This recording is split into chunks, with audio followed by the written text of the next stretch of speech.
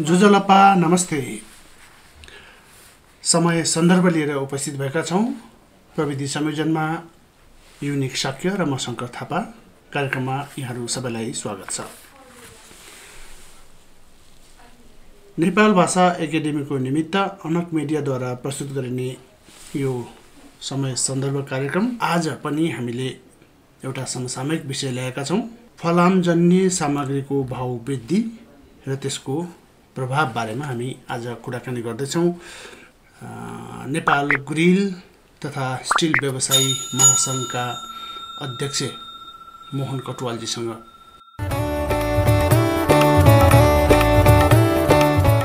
समय सन्दर्भ समसामयिक विषयहरूको साथमा समय सन्दर्भ, जनस्वास्थ्य, शिक्षा तथा आम नागरिकका ताजा विषयवस्तु समेटेर तयार पारिने समय सन्दर्भ। म कार्यक्रममा उहाँलाई स्वागत गर्न चाहन्छु। Hello hello hello Katuwal sir, नमस्कार। हजुर नमस्कार। यो नेवा एफएम को समय सन्दर्भ कार्यक्रममा म यहाँलाई स्वागत गर्न चाहन्छु। सुनिँदैछ? मैले सुनिरहेको छु। यहाँले मेरो बोली सुन्नु भएको छ? हजुर हजुर। समय सन्दर्भ कार्यक्रममा म यहाँलाई स्वागत गर्न चाहन्छु। धन्यवाद सर। अब नेपाल ग्रिल तथा स्टिल व्यवसायी महासंघका अध्यक्षको हैसियतले अब अहिले जुन अब फलामजन्य सामग्रीको भाव वृद्धि भइरहेको छ र त्यसको प्रभाव के कसो होला भन्ने विषयमा कुरा गरौँ। अहिले यो फलामजन्य वस्तुहरूको भाव अलिक बढेको छ नि, हैन? हजुर हजुर। यो भाव बढ्नुको मुख्य कारण चाहिँ के होला? यो तत्काल भनौँ, अहिले भर्खरै हामीले चाहिँ यो लकडाउन, अब यो कोरोनाको यो महामारी सानो छ। अहिले फलामको मूल्य चाहिँ वास्तवमा हजुर विश्व बजारमै फलामको मूल्य बढेको छ भन्ने सुनिन्छ, हैन? हजुर। विश्वमा बढेको आधारैमा बढाउन मिल्छ त? कुनै एउटा आधार होला नि? यो मूल्य वृद्धि गर्ने एउटा आधार के होला? के छ भने अन्तर्राष्ट्रिय बजारमा फलामको मूल्य वृद्धि भयो भन्छ। हजुर। तर त्यो अन्तर्राष्ट्रिय बजारमा बढेको मूल्य वृद्धिको आधारमा नेपालमा चाहिँ बढेको हो भन्ने हामीलाई लाग्दैन। हजुर। किनभने अहिले बीचमा चाहिँ के भयो भने सरकार कमजोर अवस्था भएको बेला हजुर केही निश्चित उद्योगी व्यवसायको मिलोमतोमा चाहिँ फलामको मूल्य वृद्धि भएको भन्ने हाम्रो चाहिँ एकदम ठम्याइ भयो। हजुर। र अहिले कोभिडको कारण सबै उद्योग व्यापार व्यवसाय थला परेको, त्यसमा पनि ग्रिल तथा स्टिल व्यवसाय चाहिँ कम्प्लिटली त्यो बन्द गरेर बस्नुपर्ने अवस्था थियो। हजुर। लकडाउन पछि उद्योग सुरु मात्रै किन हुन खोजेको थियो, यो हामीलाई नभने कच्चा पदार्थको मूल्यमा भएको अत्याधिक अनि भारी वृद्धिले गर्दाखेरि चाहिँ वास्तवमा अहिले ग्रिल तथा स्टिल व्यवसाय र समग्र निर्माण क्षेत्र नै एकदम सङ्कटमा परेको छ, जसको कारण हजुर भएको रोजगारी गुम्ने, त्यसै गरी अब फेरि तपाईँको अहिले उद्योगलाई अहिले बिचमा न तलब दिन सकेका थियो, न घर भाडा तिर्न सकेको छ, न बत्ती। यो बेलामा चाहिँ अस्वाभाविक रूपमा भएको मूल्य वृद्धिले चाहिँ वास्तवमा हामी ग्रिल तथा स्टिल व्यवसाय अत्यन्तै प्रताडित भएका छौँ सर। हजुर, पक्कै पनि यसले अब भनौँ न कोरोनाबाट भर्खर हामी उठेको अवस्था छ। यतिखेर श्रमिकहरूले केही काम गरेर केही गुजारा गर्छौँ भन्ने आशा लिएर अगाडि बढिरहेको अवस्थामा एकाएक यसरी मूल्य वृद्धि हुँदा उनीहरूको काम घट्नु पनि अवश्य नै छँदैछ। अनि यसले गर्दा हजुर यो साउन्डलाई हजुर निकै कम साउन्ड आयो। हो, मेरो साउन्ड राम्रो सुन्नु भएको छैन। मैले 1 मिनटको ब्रेक लिनु पर्यो कि क्या हो? हजुर, म एकैछिन ब्रेक लिन्छु है त। एक मिनटको ब्रेक लिएर सर फेरि मलाई एकचोटि त्यहाँबाट कल गर्नु पर्ला जस्तो छ। साउन्ड हजुरको साउन्ड आएन सर मेरोमा एकदम।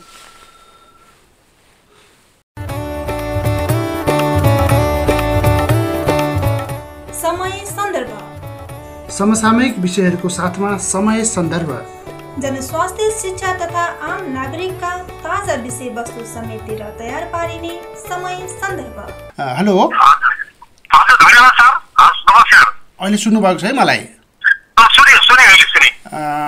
मोहन सर, अब यो अहिले भर्खर हामी कोभिडबाट भर्खर उठेका छौँ र श्रमिकहरूले पनि अब रोजगारी राम्रो पाइन्छ, अब अलिकति काम गरिन्छ भन्ने सोचाइ राखेको अवस्थामा यसरी ग्रिलको अब भाउ बढ्दाखेरि उनीहरूको काम पनि घट्ने एकातिर, अर्कोतिर उपभोक्तालाई मार पनि पर्ने स्थिति छ नि। एकदम अवश्य सर हो, किनभने हामी लकडाउनले गर्दाखेरि कोभिड-19 को कारणले उद्योगहरू बन्द गरेर बसेका छौँ। कर्मचारीलाई दुःख सुख आफू पनि बाँच्ने उनीहरूलाई बचाउनेतिर लागिरहँदा अहिले लकडाउन खोलेपछि बिस्तारै उद्योग सुचारू मात्रै गर्न खोजेका छौँ। सुचारू गर्न खोज्दा खोज्दै अहिले फलामजन्य ग्रिलजन्य फलाममा चाहिँ अत्याधिक मूल्य वृद्धिको कारण चाहिँ व्यवसाय नै एकदम धराशय पर्ने अवस्थामा देखिएको छ। त्यतिखेर व्यवसायले चाहिँ किनभने पुँजी पनि नभएको बेलामा कर्मचारीलाई तलब पाउन नसकेको अवस्थामा सबै काम निर्माणको क्षेत्रहरू सबै बन्द भएको अवस्थामा चाहिँ अचानक अप्रत्याशित रूपमा अत्याधिक रूपमा अस्वाभाविक रूपमा अनियन्त्रित रूपमा भएको मूल्य वृद्धिको कारण चाहिँ यो व्यवसाय एकदमै सङ्कटमा परेको छ शङ्करजी। मुख्य कुरा हामी मात्र होइन, हामीले मात्र काम गर्न भएन, हाम्रा उपभोक्ताले त्यो सामान किन्न सक्छन् कि सक्दैनन्, किनभने सबै क्षेत्र प्रभावित छ। नेपाल मात्र होइन, विश्वले योबाट प्रभावित हो। अन्तर्राष्ट्रिय बजारमा ब्लेडको मूल्य बढेर चाहिँ मूल्य वृद्धि हुनु स्वाभाविक हो। अनि यसलाई हामी स्वाभाविक रूपमा मान्छौँ, किनभने अन्तर्राष्ट्रिय बजारमा तलमाथि हुन्छ। नेपालमा विगतको घटनालाई हेर्दा के देखिन्छ भने अन्तर्राष्ट्रिय स्तरमा बढेको मूल्य वृद्धि भन्दाको आधार भन्दा पनि यहाँ चाहिँ त्यहाँ 5% बढ्यो भने यहाँ चाहिँ तपाईँको 15-20%, 30%सम्म बढाउने चलन छ। यहाँ अनुगमन गर्ने निकाय कमजोर छ, शीतल छ र सरकार जब जब कमजोर हुन्छ त्यस्तै बेलामा सामाजिक उत्तरदायित्व पुरा नगर्ने केही नगण्य व्यवसायीहरू, केही उद्योगीहरू जसले देश र जनताप्रति उत्तरदायी नभई खालि नाफै मात्रै कमाउने सोचका साथ अगाडि बढेका हुन्छन्। त्यस्ता व्यवसायको कारण चाहिँ मूल्य वृद्धि हुन्छ, जसको मारमाथि उपभोक्ता हामी जस्ता साना उद्योगीहरू पर्छौँ। र सरकारलाई निकायले पनि यतिखेर चाहिँ त्यो मूल्य वृद्धि बारेमा अलिकति पनि कुरा नउठाउँदाखेरि चाहिँ हामीलाई कतै कतै नीति निर्माताहरू जसले त्यो अनुगमन गर्ने पर्ने हो तिनीहरूको पनि मिलो मात्र छ कि भन्ने आशंका चाहिँ हामीलाई बढेको छ। यसरी यो मूल्य वृद्धिलाई समयमै नियन्त्रण गरिएन भने तपाईँले यो निर्माण क्षेत्र नै तहस नहस भयो भने अहिले भइरहेका रोजगारी पनि गुम्ने, फेरि विदेश पलायन हुनुको विकल्प हुँदैन। त्यसले गर्दाखेरि सरकारले समयमै चाहिँ यो मूल्य वृद्धि नियन्त्रण गर्नु पर्यो। त्यसको विषयमा हामीले आवाज पनि उठाइरहेका छौँ, सम्बन्धित निकायमा पनि भनिरहेका छौँ। हिजो मात्रै हामीले हार्डवेयर व्यवसायीसँग बसेर मूल्य वृद्धिको कारण के छ त तपाईँले के बुझ्नु भएको छ भनेर भन्दाखेरि उहाँहरूसँग पनि अन्तर्राष्ट्रिय बजारमा मूल्य वृद्धि भएको भन्ने देखियो, उहाँहरूमा जवाफ आयो। तर हामीले डाटा बुझ्दाखेरि भारतमा 8 रुपियाँ बढेको छ भने यहाँ 30 रुपियाँ केजी बढेको छ। त्यसले गर्दा यो मिलोबटमै मूल्य वृद्धि भएको हो थाहा पर्छ। हजुर, पक्कै पनि यो अन्तर्राष्ट्रिय बजारमा मूल्य वृद्धि हुनासाथ यहाँ मूल्य वृद्धि गर्नुपर्ने त त्यो त यो युनिभर्सल ट्रुथ हो, सत्य नै हो। तर 8 रुपियाँ बढ्दाखेरि यहाँ 30 रुपियाँ बढाउनु पर्ने यो चाहिँ नि व्यापारीहरूको चलाखी हो कि अब यहाँ उनीहरूभन्दा माथिका कुनै अधिकारीहरू हुन्छ नि उहाँहरूको चलाखी हो? यो प्रश्न के हो भने अहिले लकडाउन भरि बन्द भएको घाटा एकचोटि उठाउने र सिधै भन्नुपर्दा यो जुन लेनदेनमा अथवा मिलोमतो गर्दै आएका नेपालका चाहे त्यो खराब उद्योगी जसले एउटाले गर्ने गल्तीले समग्र उद्योग व्यापार व्यवसायलाई नै यी चोरफटा बदमास हुन् भन्ने एउटा बिल्ला लाग्ने गरेका छ। यहाँको सञ्चार माध्यमबाट हामीले देख्ने गरेका छौँ, सुन्ने गरेका छौँ समय शैलीमा त्यस्ता व्यवसायी जसले त्यो सङ्कटको बेलामा चाहिँ बढी नाफा लिएर होइन अलिकति कालोबजारी गर्दै लगायतका कामहरू त हामी आफै पनि हामी जस्तो संस्था जसले त्यो व्यवसायको छात्र सहकारी रूपमा काम गर्छौँ त्यस्तालाई हामी समर्थन गर्नु हुँदैन भनेर हामी लागिरहेका छौँ। किनभने पक्कै पनि यो गर्ने भनेको त हामी जस्तै उद्योग व्यापार व्यवसाय नै हुन्, खराब नियत भएका त्यस्ताले गर्ने र त्यसलाई सहयोग गर्ने नीति निर्माताहरू, सरकारमा भएका मान्छेहरू, सरकारले व्यक्तिहरू पनि कहीँ न कहीँ मिलेको विगतको घटनाले देखाउँछ र हामीले यसपालि पनि त्यही नै हो भन्ने हामीले बुझेका छौँ र हामी समयमै सरकारको ध्यान आकर्षण गराउन चाहन्छौँ।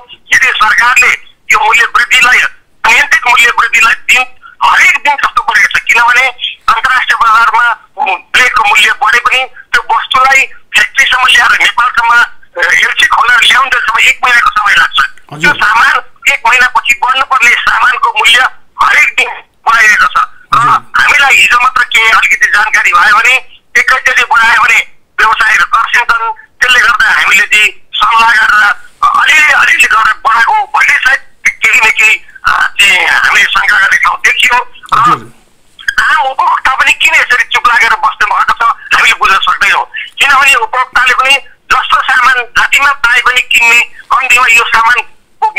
हो, बाहिर कति छ, यसको गुणस्तर के हो भन्ने कुरा अलिकति सोधी खोजी नगर्ने कारणले गर्दा पनि यो समस्या परेको। विगत तपाईँ स्टिल व्यवसायलाई त केही थिएन, अहिले जति बढ्यो त्यसमा बढेको मूल्य जोडेर हामीले पैसा लिन सक्छौँ। तर हाम्रा उपभोक्तालाई केही विस्मित व्यक्तिले निज स्वार्थले गर्दा मूल्य वृद्धि गर्दाखेरि समग्रलाई असर पर्छ भने हामी जस्तो बुझ्ने, हामी जस्ता सचेत नागरिकले त्यो विषयमा आवाज उठाउनुपर्छ भन्ने हिसाबले चाहिँ हामीले यो विरोधको कार्यक्रमहरू अगाडि बढाउँदैछौँ। सरकारले समयमै यसलाई सम्बोधन गरेन भने हामी उद्योग बन्द गरेर सत्तालाई सरकारलाई बुझाउने, सडक आन्दोलनमा जाने अथवा अब फेरि हामी विदेश पलायन हुनुको अर्को विकल्प छैन। पक्कै पनि यहाँले भन्नुभयो अनुसार यो चाहिँ अहिलेको मूल्य वृद्धि चाहिँ नाफाखोर अथवा कालोबजारीहरूको चलखेल नै हो, होइन त? होइन, यसमा त कुनै दुविधै छैन। हामीले त पटक भन्ने गरेको छ, पहिले विगतमा पनि भन्ने गरेको छ, लोडसेडिङकै कुरा गर्नुहोस्, कृत्रिम लोडसेडिङ गराइएको हो भनेर हामीले पैसाको हिसाबमा त आन्दोलनै गरेका छौँ। कार्यक्रममा ताला लाउन समाज पुग्यौँ।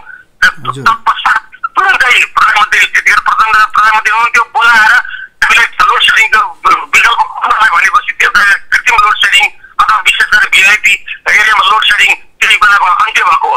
त्यस कारणले गर्दा पनि यहाँ विभिन्न घटना यहाँकै सञ्चार माध्यमबाट प्रष्ट भइरहेको छ कि केही नगण्य एकदम निज स्वार्थका देश र जनताप्रति उत्तरदायी नहुने, सामाजिक उत्तरदायित्व पुरा नगर्ने र खालि कमाउने नै धन्दामा लागेका राता र धनी हुनुपर्ने केही मात्रै नगण्य धेरै राम्रा हुनुहुन्छ। तर धेरै एक बोरा आलुमा एउटा आलु कुहिएको व्यक्ति भने त्यसले समग्र बोराको आलुलाई नै खुवाइदिन्छ। त्यसले गर्दाखेरि त्यस्ता व्यक्तिलाई संरक्षण गर्नु हुँदैन। अन्तर्राष्ट्रिय बजारमा बढेको मूल्यको रेसियोमा नेपालमा फलामको मूल्य बढेको हो भने हामीले केही पनि छैन। तर त्यो सत्यता चाहिँ के हो हामीले त्यो जानकारी लिन सक्दैनौँ। त्यो तथ्याङ्क सरकारसँग छ, भन्सार विभागसँग हुन्छ। भन्सार विभागसँगै बुझ्दाखेरि पनि अहिले हामीले जुन हिसाब बुझ्यौँ त्यो हिसाबले मूल्य वृद्धि गरिरहेको छैन। यहाँ मिलेरै मूल्य वृद्धि कृत्रिम अभाव सिर्जना गरेर मूल्य वृद्धि बढाइएको, मूल्य वृद्धि बढे पनि सामान पनि भनेअनुसार सामान पाइँदैन। यहाँ त के छ भने केही ठुला हार्डवेयर व्यवसाय र रोलिङ मिल व्यवसाय, हार्डवेयर व्यवसायले रोलिङ मिलमा लगानी गरेका छन्, यहाँ हार्डवेयरमा स्टक यथेष्ट स्टक राखेर चाहिँ आफू खुसी मूल्य वृद्धि गराइएको हो। यसको भएको हामीलाई एकदम आभास भएकोले गर्दा हामी वास्तवमा व्यवसायहरू चाहिँ एकदमै सङ्कटमा परेकोले चाहिँ हामी अब आन्दोलन गर्नुपर्ने बाध्यतात्मक अवस्था आइरहेको छ। अब यो स्थितिमा सरकारी तवरबाट कुनै किसिमको आश्वासन, कुनै किसिमको सुविधाहरू यहाँले पाउनु भएको छ छैन यो विषयमा? होइन, हामीलाई सबैभन्दा पहिला त नेपालमा के छ भने सानो व्यवसायको कुरा सहज तरिकाले सुन्ने संस्कारको अझै राम्रो विकास भइसकेको छैन। सुन्नको लागि सुनिदिने मात्रै भएको छ। समस्या समाधान गरिदिने हिसाबले सुन्ने संस्कारको विकास भइसकेको छैन। र अब हामी जाँदैछौँ चरणबद्ध रूपमा हामी जिल्ला प्रशासन कार्यालय मार्फत, फेरि त्यस पछाडि हामी उद्योग वाणिज्य तथा आपूर्ति मन्त्रालय लगायतका ठाउँमा हाम्रो चरणबद्ध रूपमा हामी जाँदैछौँ। तर यत्रो व्यापक रूपमा मूल्य वृद्धि भइरहेको छ, संसारलाई थाहा छ होइन, सबैले देखिरहेका छन्। कम्तीमा पनि यसको सत्य तथ्य के हो, अन्तर्राष्ट्रिय स्तरमा कुन रेसियोमा बढेको छ र नेपालका उद्योगीले कति बढाएका छन् भन्ने एउटा नियम निकायले खोजी नीति चाहिँ गर्नु पर्यो। र सबैजना मौन त्यतिखेर सम्झ सरकार पनि आन्तरिक द्वन्द अथवा के अरे अहिले नयाँ एउटा सङ्कटको अवस्थामा भएको राजनीतिक दलहरू हुने अहिले यो देश र जनताप्रति भन्दा पनि आफ्नो कुर्सी बचाउने अथवा आफ्नो पार्टीलाई अगाडि बढाउने अथवा पद र प्रतिष्ठाको लागि चाहिँ लालायित भएको तपाईँहरूकै सञ्चार माध्यमबाट हामीले सुन्ने गरेका छौँ। त्यसले गर्दाखेरि अहिले सबैजनाको ध्यान अन्त केन्द्रित भएको बेलामा चाहिँ धमिलो पानीमा माछा मार्ने चलन विगतमा पनि थियो, अहिले पनि त्यो निरन्तर पाएको छ। यसलाई चाँडै रोक्नुपर्छ, होइन भने देशभरि 11,000 स्थिर व्यवसाय छौँ, 1,60,000लाई रोजगारी दिएको छौँ, वार्षिक 50 लाखभन्दा बढीको रेलजन्य सामानहरू उत्पादन गरेर सेवा प्रदान गर्दै आएका छौँ। ती 1,60,000 र 15 लाख व्यक्ति आश्रित छन्। त्यसैले अन्य क्षेत्र पनि यो सम्बन्धित छ। निर्माण क्षेत्र सम्पूर्ण निर्माण क्षेत्र यसले लागत बढ्छ। हाम्रो सानो उद्योगले यथेष्ट मात्रामा जब स्टक राखेर सामान स्टक राख्न सक्ने अवस्था हुँदैन। कामहरू यो संशोधन गरेर काम गरेका छन्। काम गर्दाखेरि अब अचानक यसरी दिन प्रतिदिन मूल्य वृद्धि हुँदाखेरि चाहिँ उनीहरू सिधै घरखेतै बन्दकी राखेर पनि त्यो ऋण तिर्न सक्ने अवस्था रहँदैन। त्यस कारणले गर्दाखेरि सरकारसँग हाम्रो आग्रह, यदि अन्तर्राष्ट्रिय बजार र नेपालमा मूल्य वृद्धि सेम तरिकाले अथवा बराबर हिसाबले बनाइएको हो भने सरकारले भनिदिनु पर्यो नयाँ मूल्य सूची निर्धारण गरेर हामीलाई चाहिँ थपेर मूल्य बढेको मूल्य लिएर काम गर्ने सरकारले त्यो अनुमति दिनु पर्यो अन्यथा त हामी त हजुर कटवाल सर, अब म कार्यक्रमको अन्त्यमा आइपुगेको छु। अलि समय अलिक थोरै पनि छ। अन्त्यमा म यहाँलाई के सोध्न चाहन्छु भने अब सरकारी पक्ष भनौँ न, उद्योग आपूर्ति मन्त्रालयसँग यहाँको अपेक्षा के छ? होइन, हाम्रो अपेक्षा भनेको ग्रिल तथा स्टिल व्यवसायलाई मात्र होइन, सबैजनाको हामी ग्रिल बेचे भने अरू सामान हामी पनि किन्छौँ, हामी पनि बोक्छौँ। त्यस कारणले सरकारको सम्बन्धित निकाय जसले त्यो अनुगमन गर्छ त्यो सिजनल होइन, सबै क्षेत्रमा गर्नु पर्यो। बाहिर बजारमा ती समस्या आएपछि तुरन्तै एक्सनमा जानु पर्यो। अब कमाउने मौका दिए जस्तो छ, 3-4 महिनादेखि बढिरहेको छ, त्यो बनाएर सरकार बढ्दाखेरि चाहिँ अरूलाई कमाउने मौका दिएको हो भन्ने हामीले भन्नुभएको छ। त्यस कारणले गर्दा समयमै यसको अनुगमन गर्नु पर्यो। उपभोक्ता पनि सचेत भएर यो विषयमा प्रतिकारमा उत्रिनु पर्यो। यही नै मेरो भनाइ छ।